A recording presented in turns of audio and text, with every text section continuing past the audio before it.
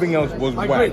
Everything else was whack. I don't know why he did not use his body. He didn't know, like, wrestle the guy, you know, grip him up, you know, bully him. He did not do that. He tried to make it cute, and that was no time to be cute. Yeah, they don't use the size, because you know why? Because a bunch of... Man, I knew it.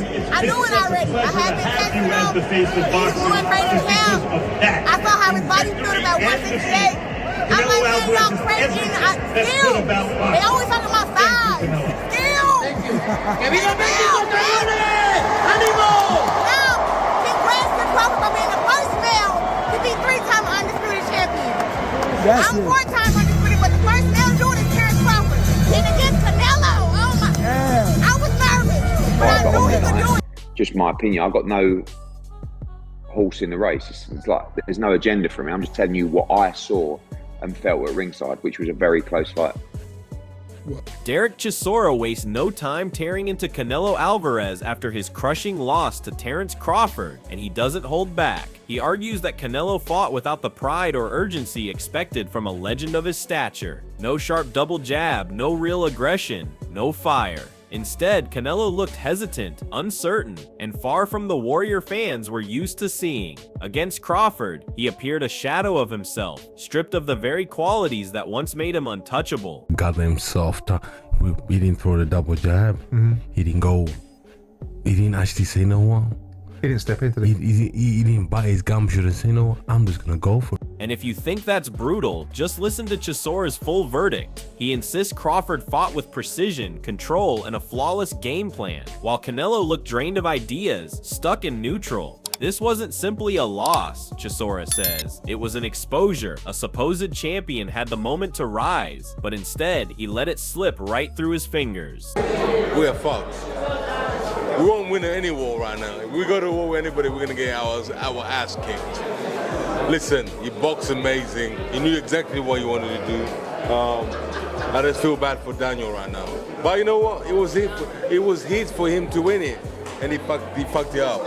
Simple as. Johnny Nelson points out the real damage, not from Crawford's fists, but from Canelo's pride. All the bold words he spoke before the fight now hang over him, cutting deeper than any punch. He couldn't deliver on what he promised, and that's the kind of blow that shatters a fighter's ego more than the defeat itself. Today he said, I don't want to have egg on my face. I've got to get a job done here. So after the things he said the last time, he knows he probably mugged himself off. I think that probably hurt him more than anything. Hurt his pride. Claressa Shields cuts straight to the heart of the issue. Where does Canelo Alvarez go from here? At 168, he looks flat and uninspired. Dropping back to 154 could drain him beyond repair. Against Crawford, he seemed caught in no man's land. Not strong enough, not sharp enough. Shields makes it clear the problem isn't just about weight, it's about identity. Canelo no longer looks like he belongs in any division, and that's a far tougher battle than the one inside the ring. Kept him with the overhand and dropping out after all things. Still okay to fight. Hasn't been pushed that hard in years though. And Crawford did it, okay.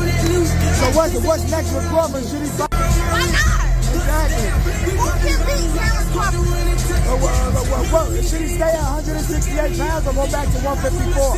The way he looked tonight, he's doing what? Them guys that won. Duke McKenzie delivers it plain and sharp. Sometimes a fighter is simply exposed. For Canelo, this loss wasn't about bad breaks, injuries, or excuses. Crawford just had his number. The truth is hard, but unavoidable.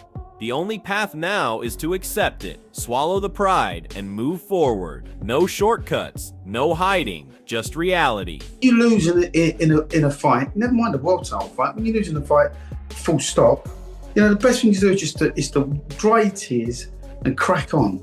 You know, you got to man up.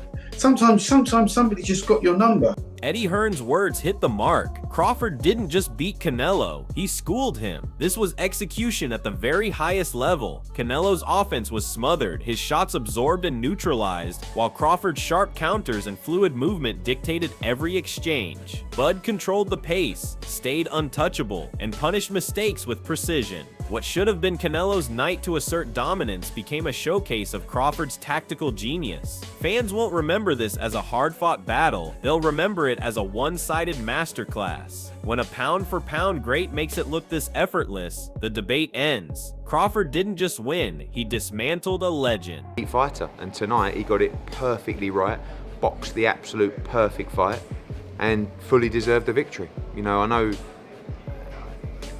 some people felt it was a close fight, but I just felt that he was the better fighter on the night. Beautiful defense. You know, arm will be sore tomorrow, but took so much on the gloves, boxed beautifully offensively, used his footwork great. His engine was incredible, hardly looked like he broke a sweat. Big John calls it exactly how it was. Unbelievable. Few imagined Crawford could dominate like that for 12 full rounds, especially stepping up in weight against a proven champion. But Bud didn't just cope, he excelled. He absorbed Canelo's size advantage, matched his strength, and layered it with superior skill. Canelo kept pressing, but it was like walking into a storm with no escape. Every advance met with a stiff jab, a slick counter, or flawless defense. The most striking part, Crawford's class didn't just hold up, it outshone everything, despite the supposed disadvantages. The weight gap meant to trouble him instead showcased his adaptability. This wasn't simply victory, it was proof that Crawford's greatness transcends divisions. A smaller man turned the bigger man ordinary, and that's the headline history will remember. Unbelievable, it's unbelievable. I didn't think he'd be able to keep it on the whole fight, and he did, you know.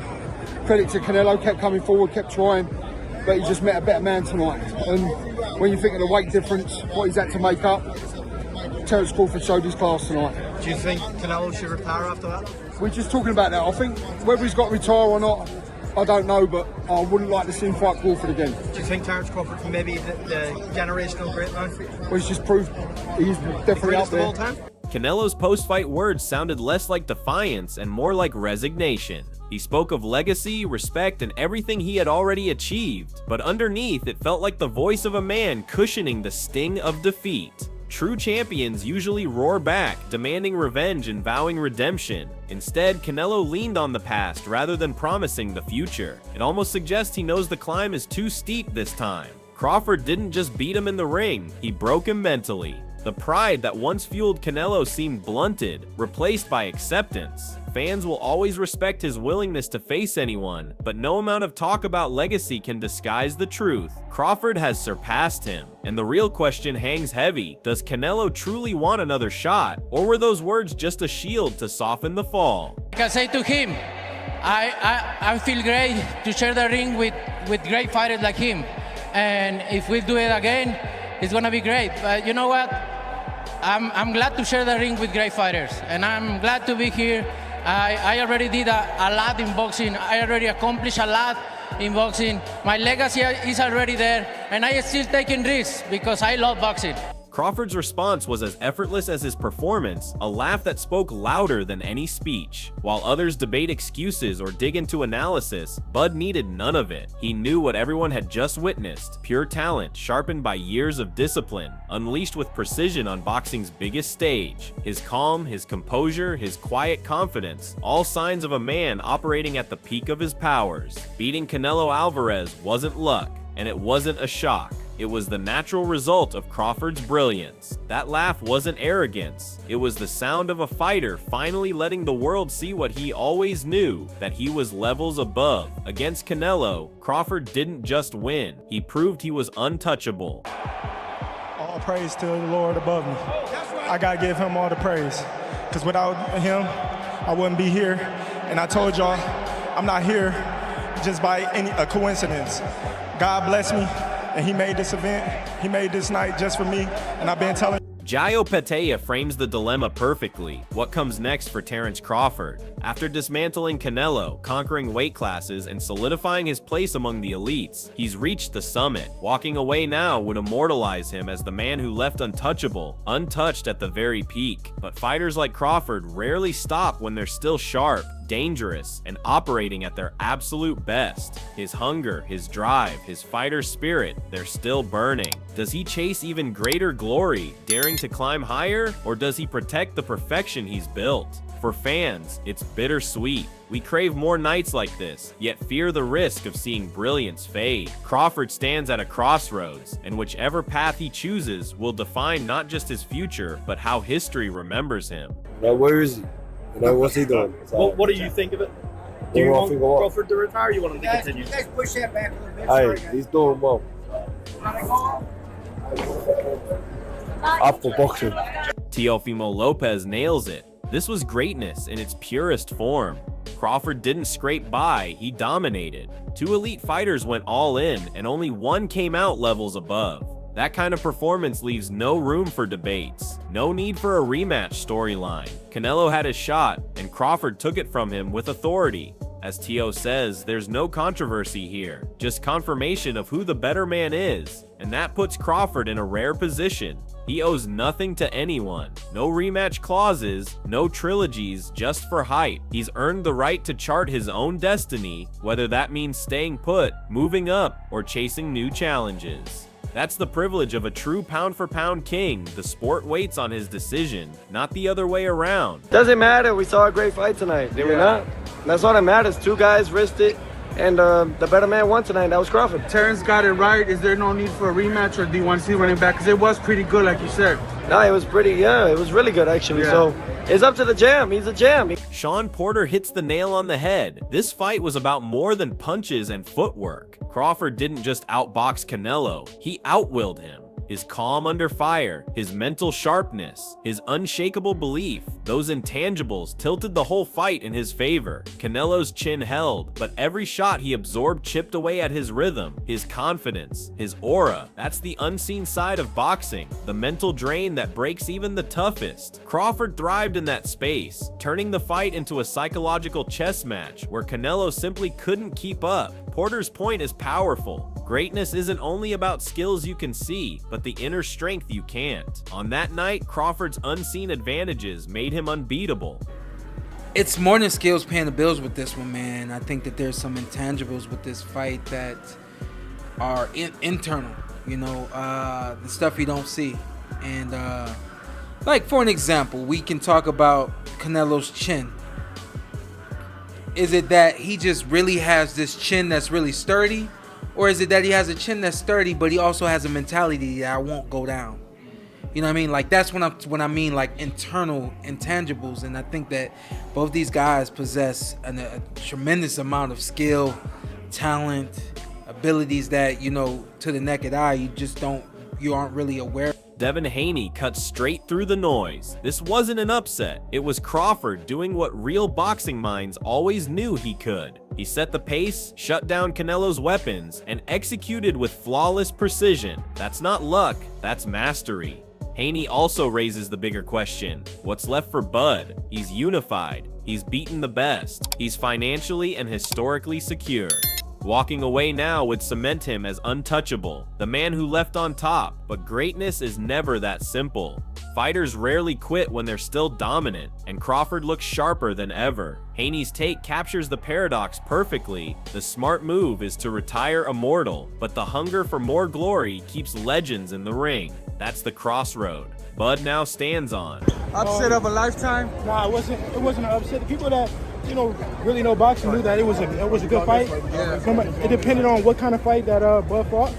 He fought the fight that he needed to fight to win. Is that how you expect it to go? You want to see a rematch, Devin, or you think it was pretty clean? Honestly, I know it's a lot of money in the rematch, but I want Bud to retire. He compensated. This wasn't just another headline fight. It was a defining moment in boxing history. Terence Crawford didn't just beat Canelo, he dismantled him with precision, composure, and mastery across every round. If Bud keeps going, he builds an all-time legacy as one of the greatest pound-for-pound kings ever. If he walks away now, he leaves untouchable, the man who conquered divisions and retired on top. On the flip side, if Canelo finds the will to come back, it would take one of the greatest comebacks the sport has ever seen. But from what we witnessed, the hunger, sharpness, and mental edge all belong to Crawford. This fight has shifted the narrative. It's no longer about belts, it's about pride, legacy, and history. So fight fans, where do you stand? Is Crawford the new face of boxing?